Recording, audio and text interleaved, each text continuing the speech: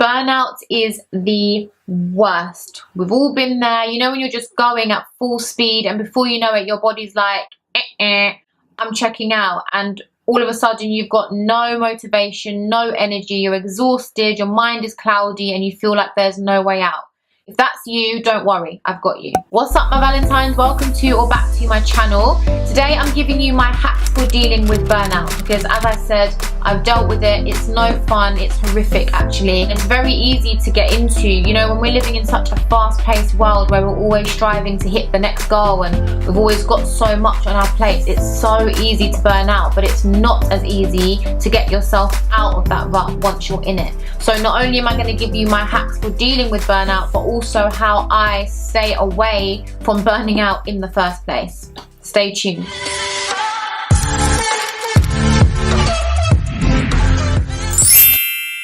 Tip number 1 is to discover the root cause.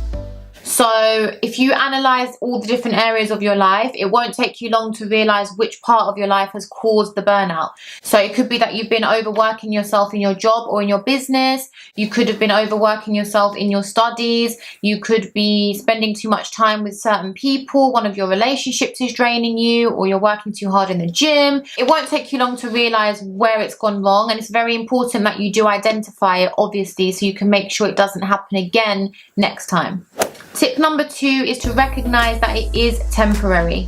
I know firsthand that when you're feeling burnt out, it really doesn't feel like it's temporary. It feels like it's going to last forever because your mind is foggy, you can't think straight, you're exhausted, and it's just horrible. I know. But try to remember that it is temporary. You're going to have a set of tools that you're going to implement to get yourself out of this burnout rut, and now you know what the cause was. You're going to make sure it doesn't happen again, and it is going to end, don't worry. Tip number 3 is to load yourself with nutritious food. So again, I know firsthand that during burnout, it is so tempting to just reach for all of those lovely comfort foods that are full of crap and actually deplete our energy. But when we're burnt out, our energy levels are very, very low. And so our bodies need nourishment more than ever. Now, an easy way to get those nutrients in, if you don't feel like sitting there and eating a big plate of vegetables, totally get it, is to simply make a smoothie. And I have another video with 5 recipes that you can check out in the card. Smoothies are a really quick and easy way to get all of the nutrients in. Lots and lots of greens, lots and lots of fiber, protein, all the main nutrients that we need, because your body is really going to need that extra support during this time to replenish itself. Tip number 4 is to rest.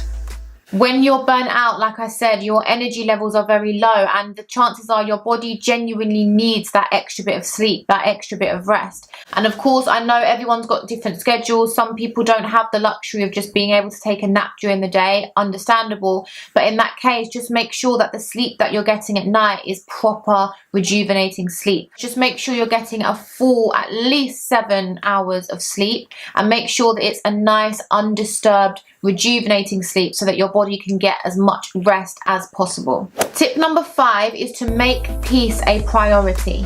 So similar to the previous tip, again, our bodies are going to be really low on energy, and so peace and serenity is an absolute must during a burnout. There are different things that you could do. You can sit and meditate. You could sit and read a good book. That's one of my favorite things to do. A big one that I truly highly recommend is taking Himalayan salt baths, herbal baths.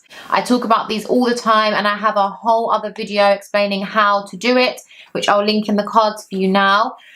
Definitely, when you're experiencing burnout, a Himalayan salt bath is an absolute must. You will get out of that bath feeling so peaceful and rejuvenated, I can't even tell you. But whatever it is that you want to do, anything that you enjoy that gives you peace, even just sitting somewhere quiet in silence for 5 minutes, whatever you have to do to get some peace into your day. Tip number 6 is to do some light exercise.